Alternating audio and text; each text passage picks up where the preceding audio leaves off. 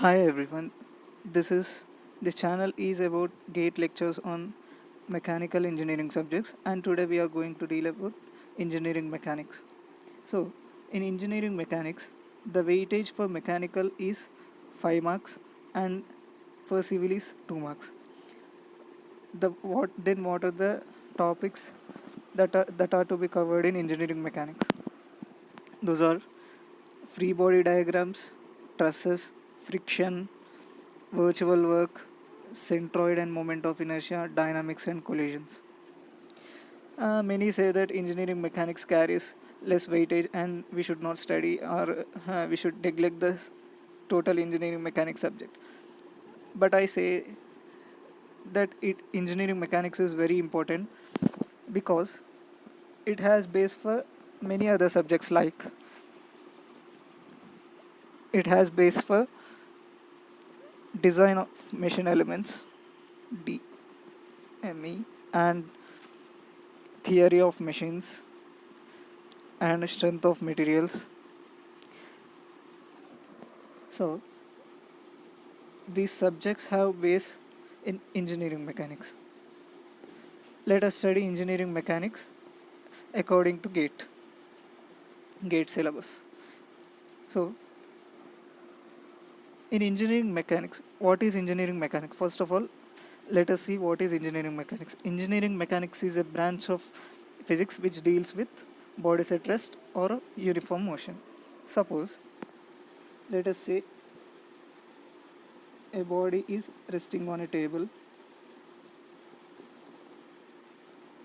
Okay, the forces acting on this body keeps the body in rest. Suppose that.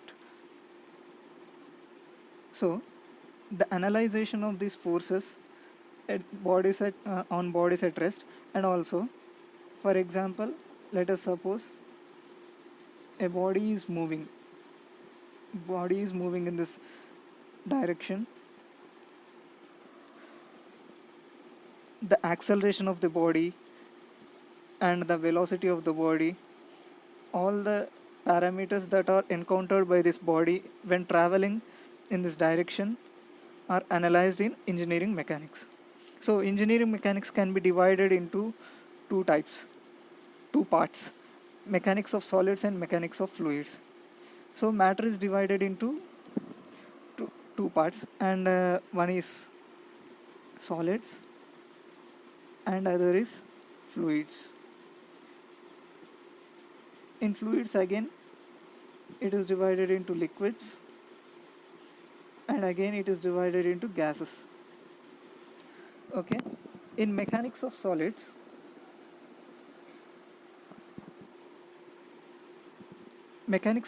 deals with bodies which are solid, and in mechanics of solids there are two types. Those are rigid bodies and deformable bodies. Rigid bodies are those which do not deform under any external agency, that is force. So in rigid body mechanics we will study statics and dynamics. What is statics? We have seen from mechanics definition that bodies at rest and bodies in motion. The bodies at rest is studied in statics, and the bodies in motion is studied in dynamics. In dynamics, again, it is divided into two parts. If a body is moving in particular direction,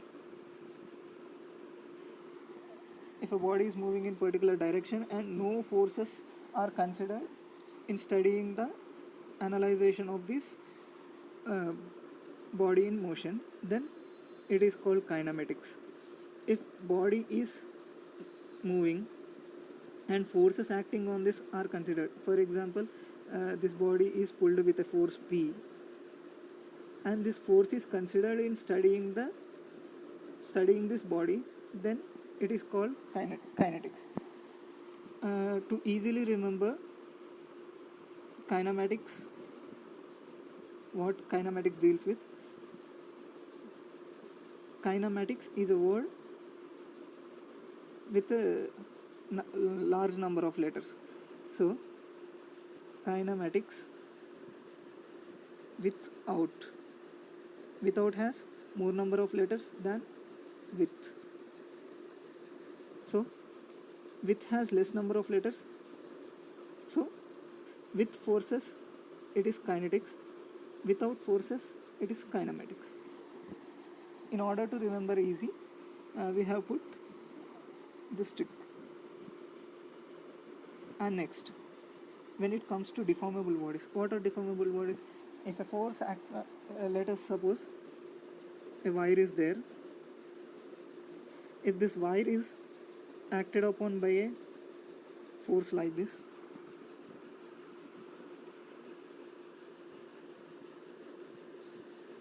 and it is this is a wire and it is acted upon by a downward force in middle point and upward forces at the ends, then we know that the wire bends like this. So upon acting of forces, the wire is deformed into another shape. This is dealt with deformable bodies mechanics.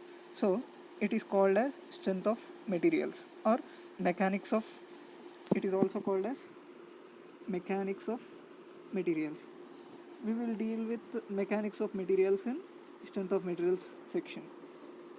So mechanics of materials is divided into two types. They are theory of elasticity and theory of plasticity. What is elasticity? Elasticity is the one in which if the forces are removed, the body deformed will be again regain its shape. For example, if we consider this same example, if these forces are removed, after application of forces, the wire is in this shape, and if the forces are removed, if it returns to this original shape, then it is called as elastic body. If the body, this is on application,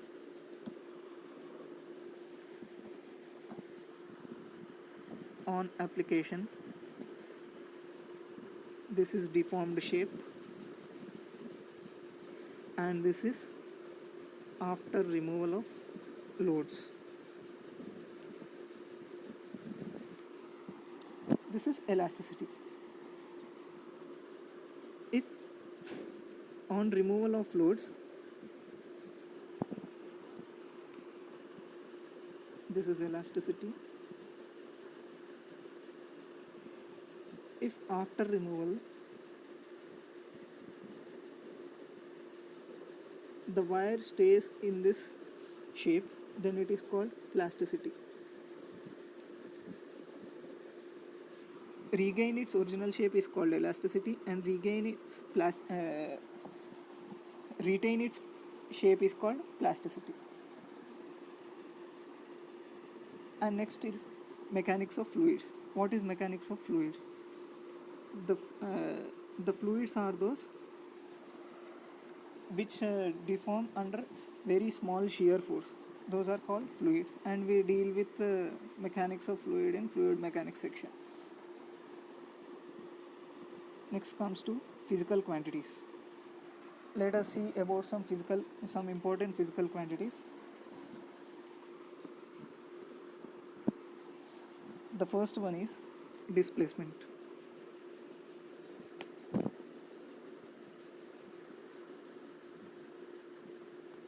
What is displacement? Displacement is the shortest distance between any 2 points. This is a point and this is another point. The distance between smallest distance between any 2 points is called displacement. Okay. And what is velocity? Next is velocity.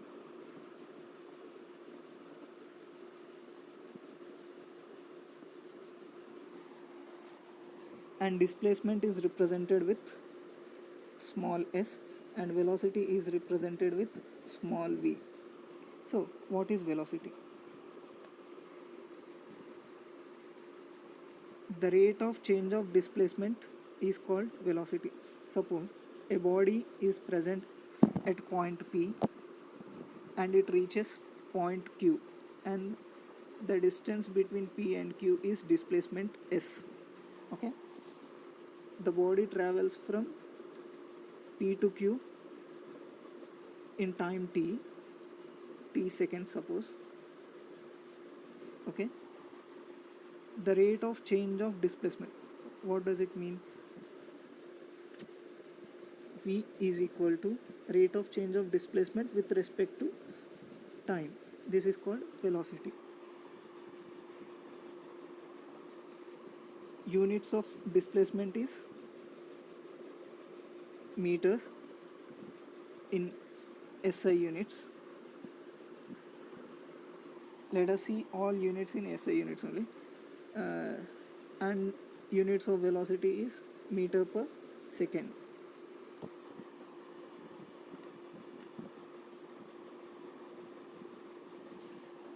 Next one, next physical quantity is acceleration. This is important acceleration.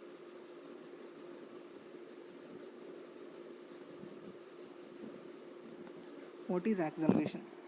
We have seen that velocity is rate of change of displacement, and rate of change of velocity is acceleration.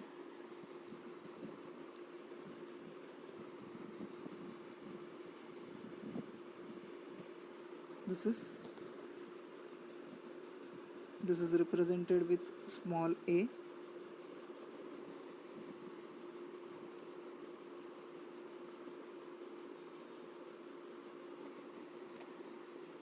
This is P, this is Q.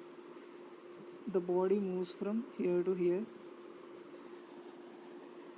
If the velocity changes from here to here, for example, up to here, it travels with velocity v1. From here to here, it travels with velocity v2. And again velocity changes, again velocity changes. This change in velocity is called acceleration. Rate of change of velocity is called acceleration. So acceleration is equal to dv by dt. For suppose it is started with initial velocity u and it is ended with final velocity v, then acceleration is equal to change of velocity v minus u divided by t. Okay, this is the acceleration. Then what are the units of acceleration? Units of velocity is meter per second and units of time is second. Then acceleration units is meter per second square. This is meter per second square. Then the next physical quantity is very important one. It is force.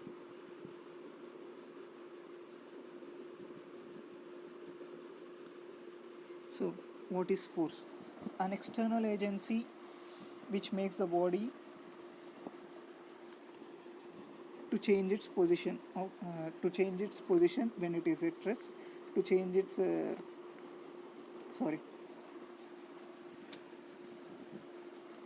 external agency to make the body change or tend to change its state. What is state? A state is either rest or motion. Suppose a body is at rest. It stays at rest unless an external agency, any force, acts on it so that the body moves. If a body is in motion, this body is in motion unless an external agency acts on it so that this body comes to rest.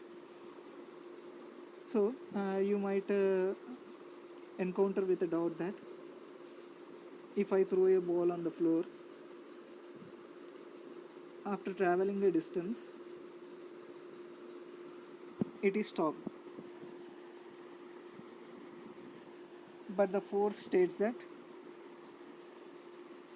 only when external agency acts on this body, it stops. But here no external agency acting on this body, but it is stopping. Why it is stopping even without application of force? Because the invisible force of the floor opposes the moving body, that is called frictional force, which acts in opposite direction to the direction of motion. This is called frictional force.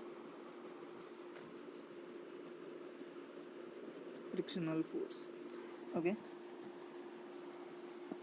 and force is equal to m into a. This is m is mass of the body and a is acceleration of the body. M is mass and a is acceleration. Let us see how this formula is derived. Units of force in SI system. In SI system, the unit is 1 Newton. In SI system, the units is newtons, and in MKS system, it is kg weight. So what does actually Newton represent? We know that F is equal to m into a. This is force. 1 Newton force is defined as the force required to move a 1 kg mass. This is 1 kg mass, to travel it with 1 meter per second square acceleration is called 1 Newton. 1 Newton is the force required to move 1 kg mass body with 1 meter per second square acceleration, which means this body changes its velocity 1 meter per second for every second. Suppose this body is at rest and 1 Newton force is applied, and this body is 1 kg. Then what is the velocity after 1 second? If you want to calculate velocity after 1 second, this is 1 second. After 1 second, the body reaches here. Okay, this body has an acceleration of 1 meter per second square, which means it changes 1 meter per second velocity per second, which means after 1 second it reaches a velocity here it is 0 meter per second. After 1 second it reaches 0 plus 1, which is 1 meter per second.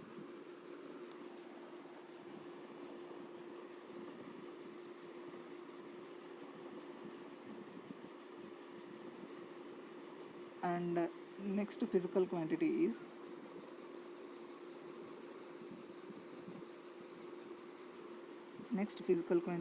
work.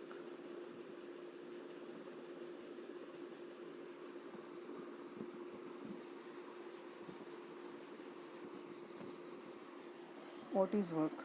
The product of force and displacement is called work. We have seen that if the force is applied on a resting body, it moves a certain distance, and this distance is, suppose, s. The force multiplied with the displacement is called work. Then what are the units of work? This is a body and it reaches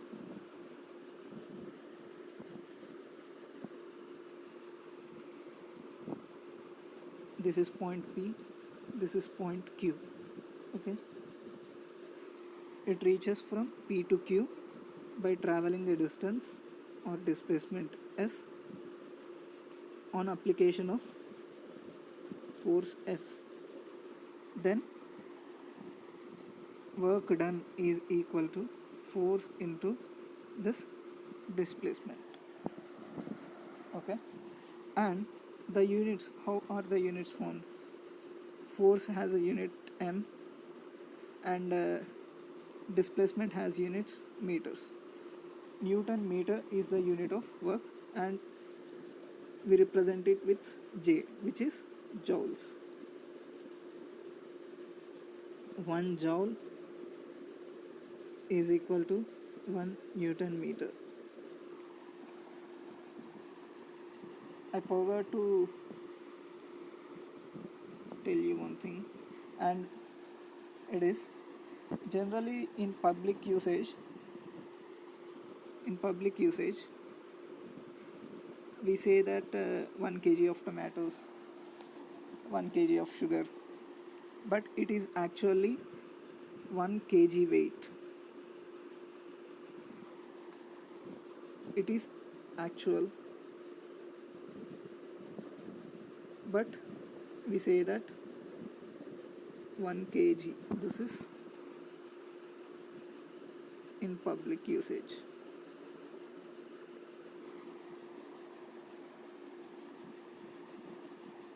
When we go to market, it is not actually we are measuring mass, it is we are measuring weight.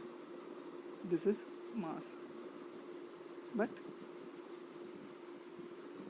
we are actually measuring weight. And next is energy.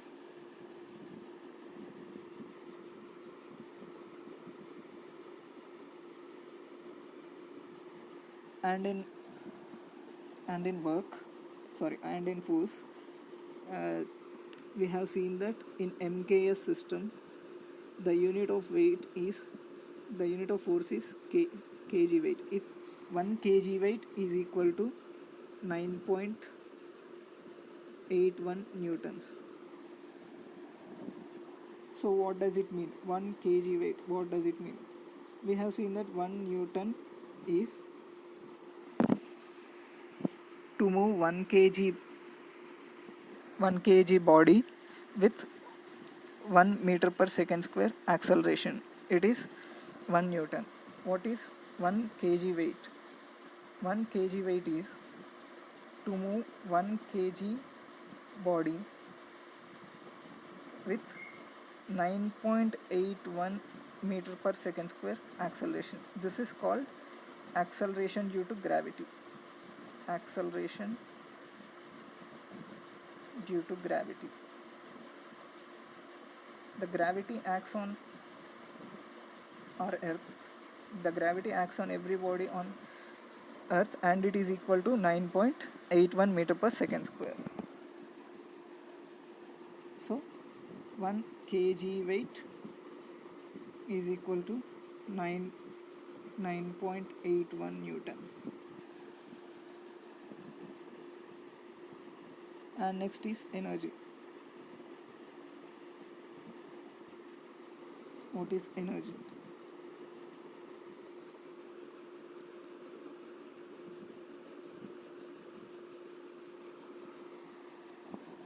Energy is capacity to do work is called energy. Capacity to do work. Capacity to do work is called energy. So to do some work, energy is required. That is capacity to do work. So the energy, the units of energy is same as units of work, that is joule. And next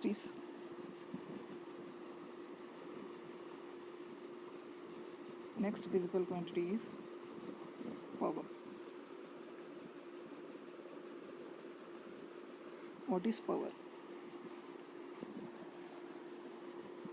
Rate of doing work is rate of doing work. Rate of doing work is power, which means power is equal to work by time. If the work is done in less quantity of time, then it is said to be have more power. If the work is said to be done in more time, then it has less power. Then what are the units of power? Work has units joules, and time has units seconds. Joule per second is the unit of power. Joule per second is represented as watt, which is on the name of James Watt, scientist, which is W, represented with W. Okay. And next is moment. Next physical quantity is moment.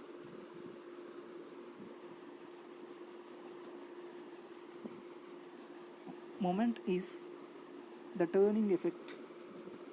The turning effect is called moment, and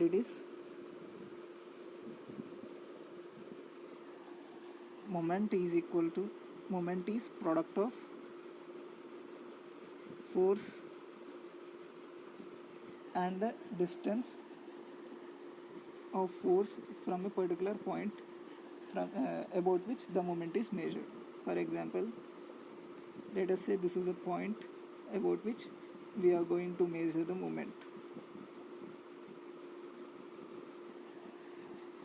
and this is a rod. Suppose this is a rod,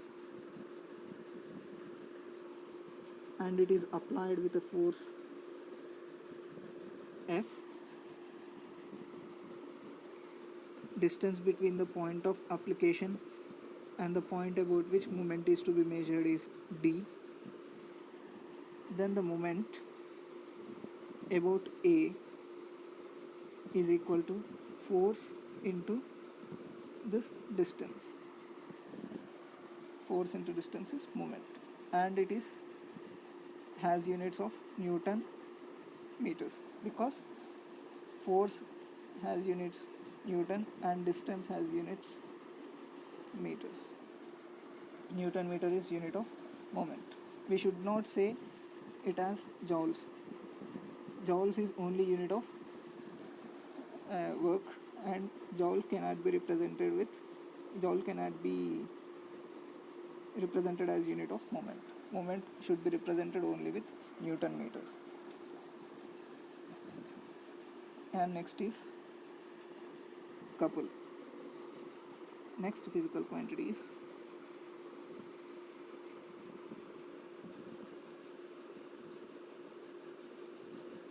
couple. What is a couple? If equal and opposite forces act at a distance, then it is called couple. Then it is said to be acting couple on that body. There is a rod. Suppose there is a rod. It is said that equal and opposite forces separated by a distance, which means a force is present here and equal and opposite force. What is equal force? This is P, and another force P, same P, acts at a distance d,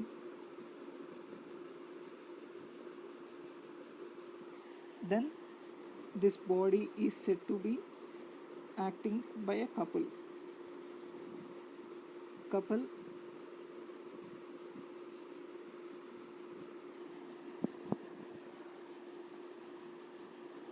couple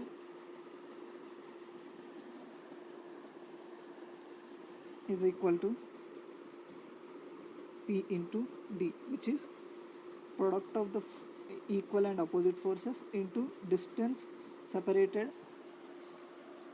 between the two equal and opposite forces. It is couple, and the units is Newton meter, same as moment. And next is momentum.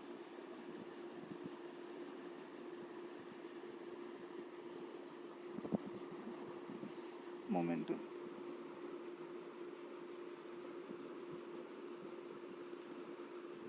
What is momentum?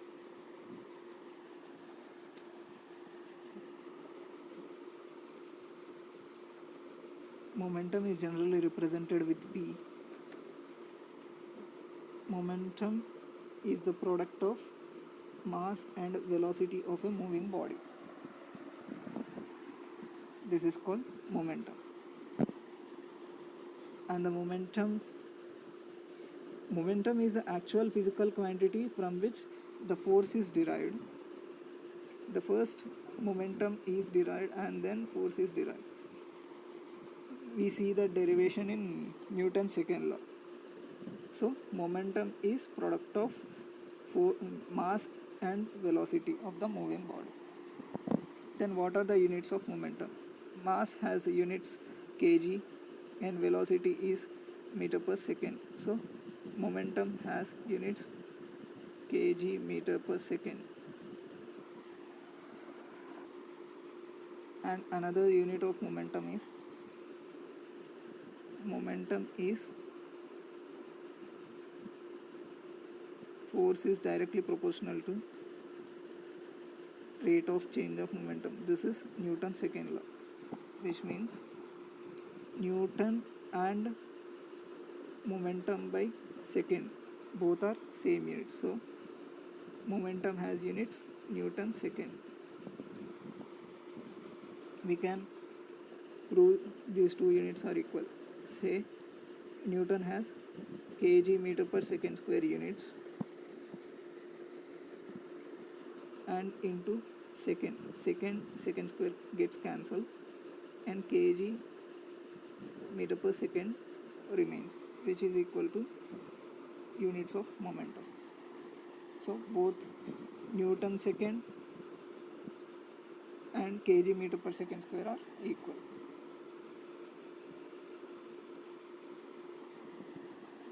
And next, let us see some important laws that are used in mechanics.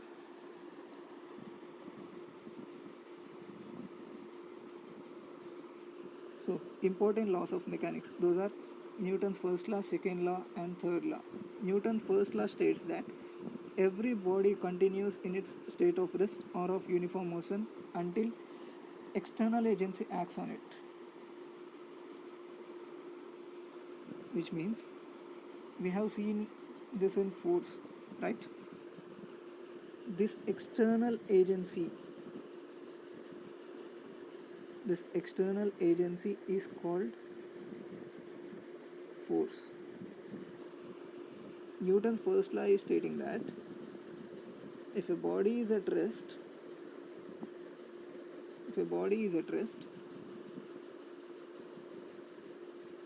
it stays at rest only unless an external agency, some force, acts on it to move the body. And it is in case of state of rest. What if in uniform motion, if a body is moving with uniform motion, which means uniform velocity, in order to stop this, another external agency should be acting on this body.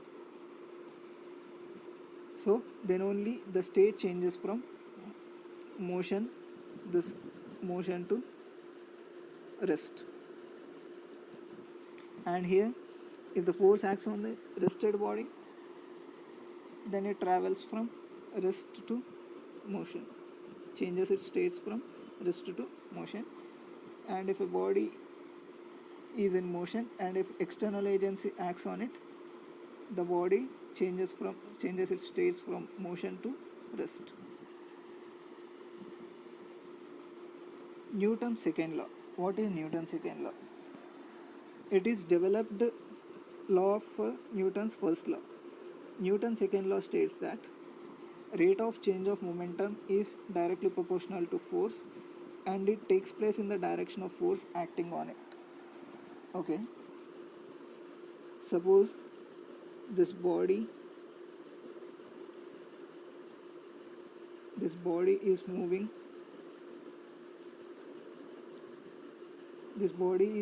with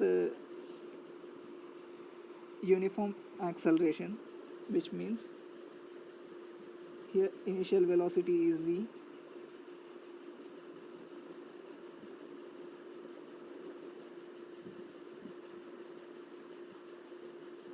and the final velocity is v. Then it states the rate of change of momentum. What is momentum? Momentum is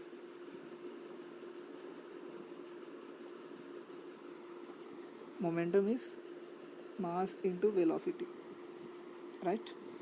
Mass into velocity is momentum. It states that F is directly proportional to rate of change of momentum, which means F is directly proportional to change of momentum is mass into velocity, which is final momentum minus initial momentum divided by time, which is F is directly proportional to, if we take mass of the body common, this is u, mass of the body common, m into v minus u divided by t, and this is acceleration.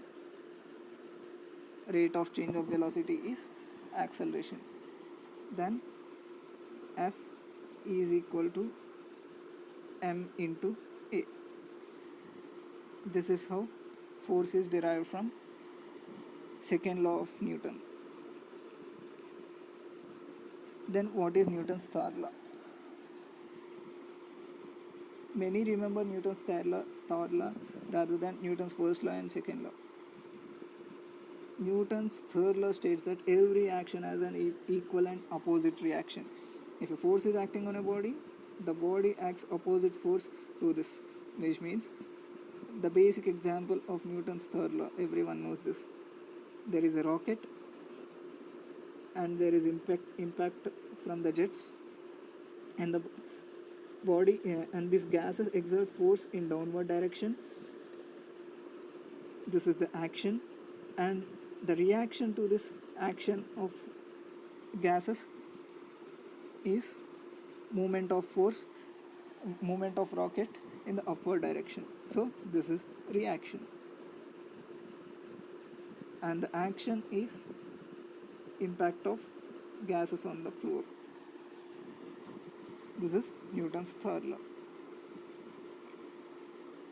And another example, technically, if we consider beams, in beams, if there is a beam like this, it is rested on some supports.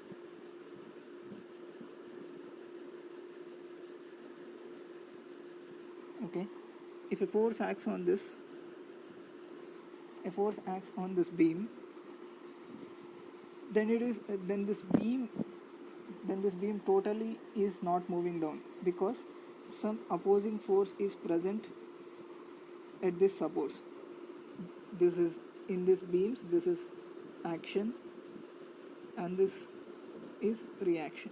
These two are reactions. Okay. Next is Newton's law of gravitation. What is Newton's law of gravitation? Every body attracts the other body. This is applied everywhere in the universe. If we compare Earth and Sun, Earth is attracted by Sun, and if we compare, suppose this is Sun, this is Earth, this is Moon. Earth is attracted by Sun and Moon is attracted by Earth. So this Newton's law of gravitation is applied to every body in the universe. Every body attracts every other body. And this Newton's law of gravitation has developed a new formula. Newton's law of gravitation also states that the force of attraction is directly proportional to product of the both masses, which means if you compare Earth and Moon, this force of attraction of Earth on the Moon is directly proportional to mass of the Moon into mass of the Earth. And it also states that force is inversely proportional to square of the distance between the two bodies. If these are separated by a distance d, okay, if these are separated by a distance d, then the force of attraction between two bodies is inversely proportional to square of the distance, which means as the distance between the bodies increases, the force of attraction decreases. If the bodies are nearer, the force of attraction is more. If the bodies are far away, the force of attraction is less. If we combine these two, the force of attraction is directly proportional to product of masses divided by distance square. If we put some proportionality constant here, F is equal to G into m1 m2 by d square. This G is called universal gravitational constant. Universal gravitational constant. Okay. So if we simplify for G is equal to F d square by m1 m2. This universal gravitational constant is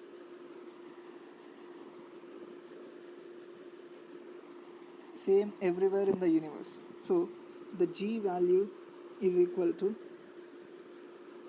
6.674, this is 674 into 10 power minus 11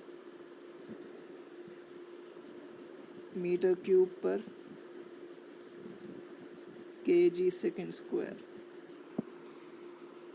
or in terms of newtons it is Newton meter square per kg square. This is the value of G. Next is Lamas theorem. Lamas theorem states that three coplanar concurrent forces acting at a point are proportional to sine of angle between other two forces.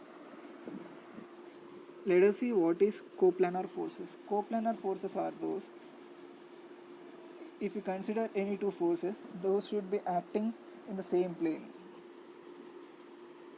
This is, suppose this is x, this is y axis, and this is xy plane. if any force is acting like this, this is, and another force is,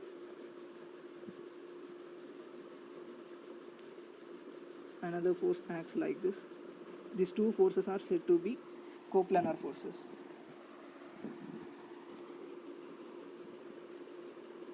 These two forces are coplanar because these two forces are acting on the same plane. And let us suppose another plane xy plane, and a force acts in this direction and another force acts in this direction. If we see here, the point of application of force, the point of application of force for two forces is at same point, which means these two forces are said to be concurrent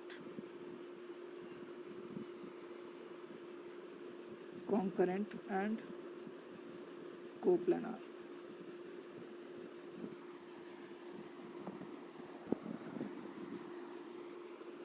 So if three coplanar concurrent forces acts at a point, then these three forces are proportional to sine of angle between other two forces.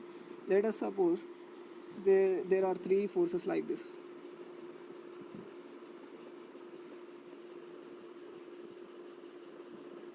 There is force F1 and there is force F2 and there is another force F3, and the angle between F2 and F3, which is opposite to F1, let it be alpha, and the angle between F1 and F3, which means opposite to F2, which is beta, and the angle between F1 and F2, which is angle gamma. By Lamas theorem, it is said that, what does Lamas theorem states? Three coplanar concurrent forces acting at a point are proportional to sine of angle between other two forces, which means F1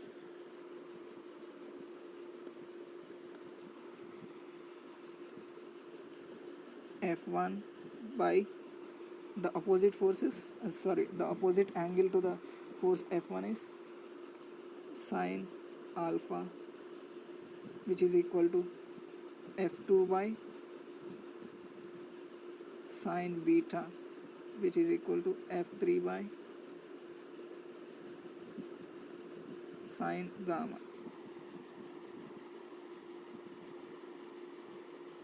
This is Lamas theorem. F1 by sine alpha, F2 by sine beta, F3 by sine gamma.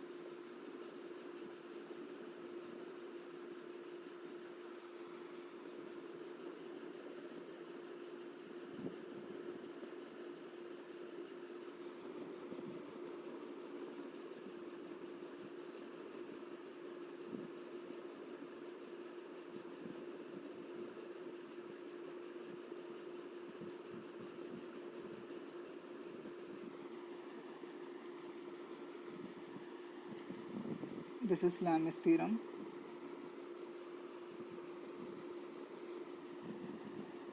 And the next is law of transmission of forces. Law of transmission of forces states that a force can be transferred from one place to another in same line of action.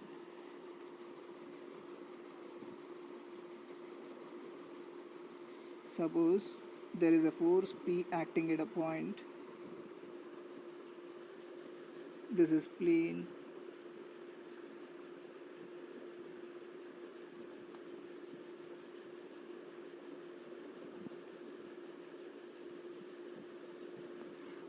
This is X.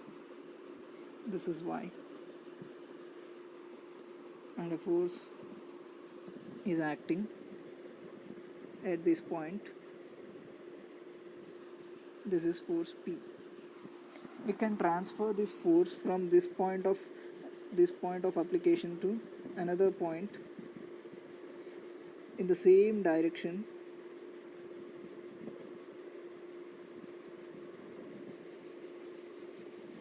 In the same line of action. It states that whether the point of application is here or here, in the same line, if the force lies in same line of action, then it has same effect as this and as this.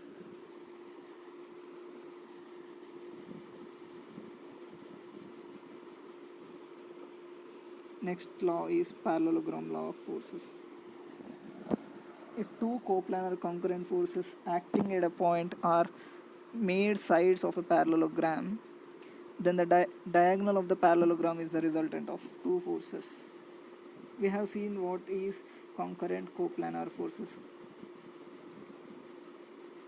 If two forces are acting in the same plane and the point of application of two forces is same, then those are called coplanar concurrent forces. There is a force P and another force Q.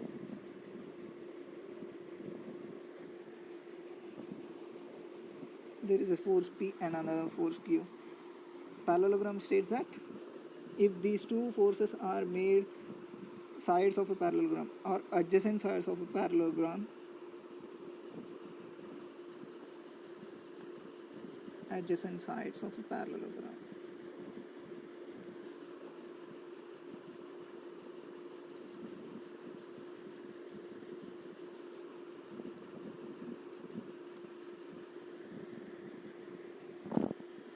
if I draw opposite sides to both the forces, then it has become the parallelogram. Suppose the angle between P and Q is theta, and it stated that the diagonal of the parallelogram, will be the resultant of P and Q, which means these two forces can be replaced by a single force R. Two forces can be replaced by a single force R, which has the same effect on this point. That is the definition of resultant. Resultant means the effect of number of forces can be replaced with a single force, which is called resultant. To calculate the resultant using parallelogram law of forces, R is equal to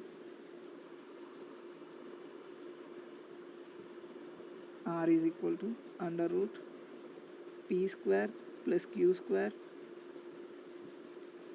plus 2PQ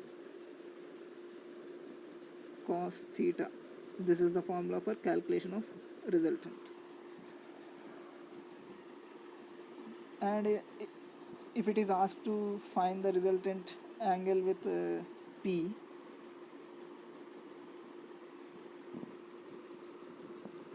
Suppose this is alpha,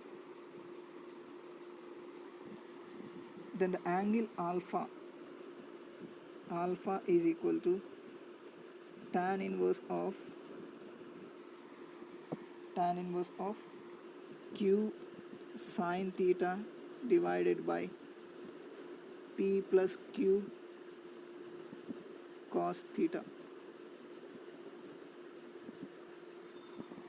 It should be taken care that this alpha is the angle between resultant and p, and not resultant and q. This alpha is angle between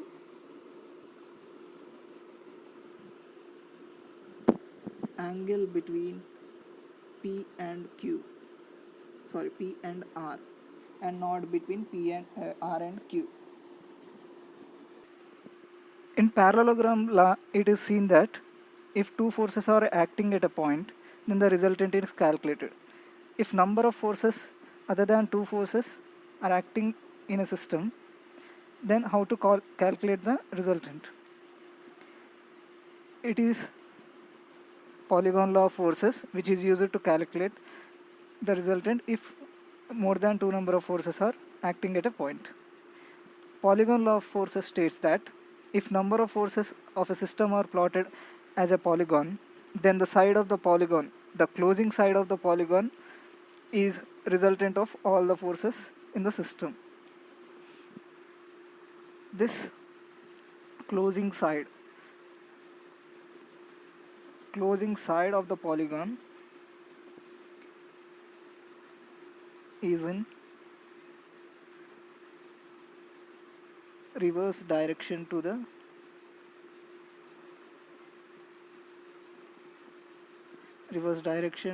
regular direction, which means, for example, there are number of forces acting at a point like this.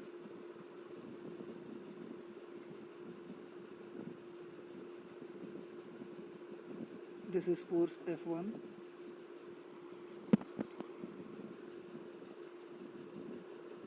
this is force F2,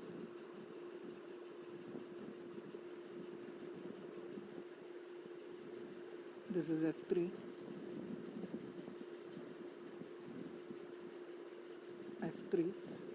and another force is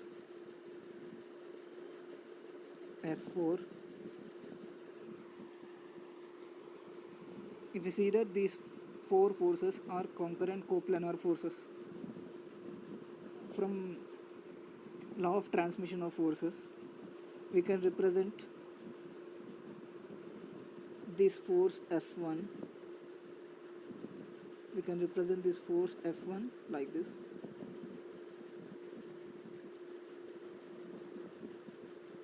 The point of application of force changes, but the direction and line of action remains the same. So F1 can be represented like this, and F2 can be transferred like this. And if we do all the forces, and if we apply a law of transmission of forces to all these forces, we get this is force F1,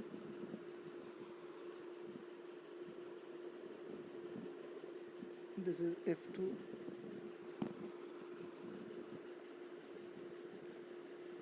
this is F3, this is F4. If these are represented as sides of the polygon, then the resultant is represented as closing side of the polygon in the reverse order. The regular order is in this direction.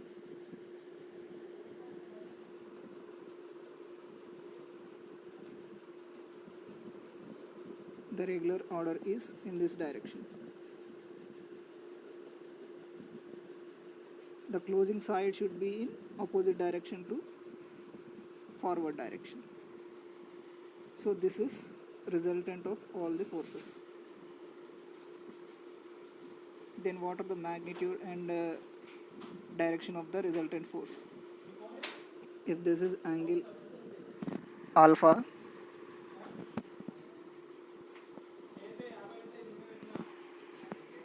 then if any force acting on a point, then it has two components in horizontal and vertical directions. Suppose this is force F,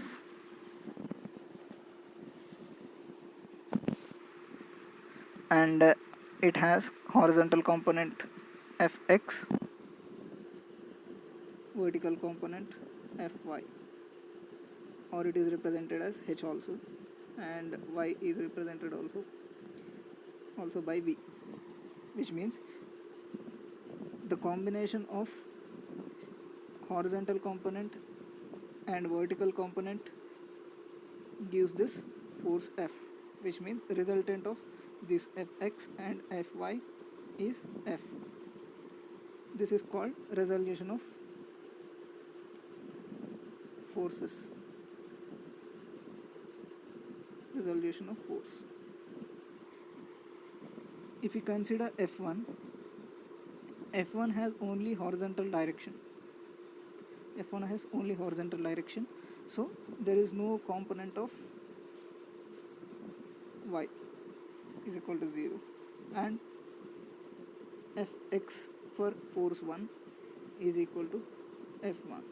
If you consider F2, it has Fx and it also has Fy.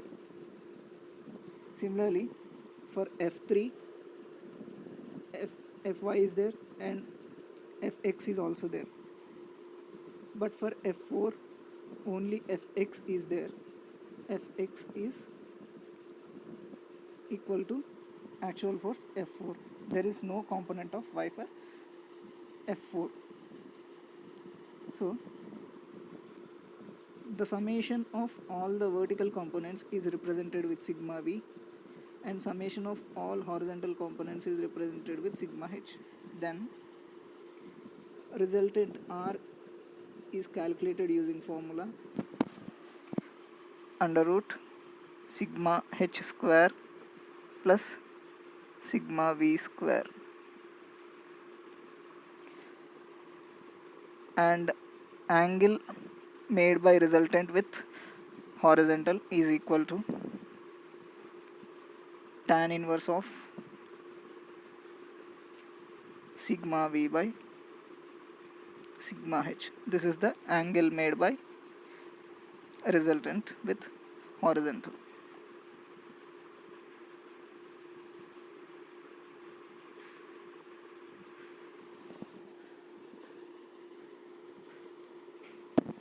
Thank you for watching video.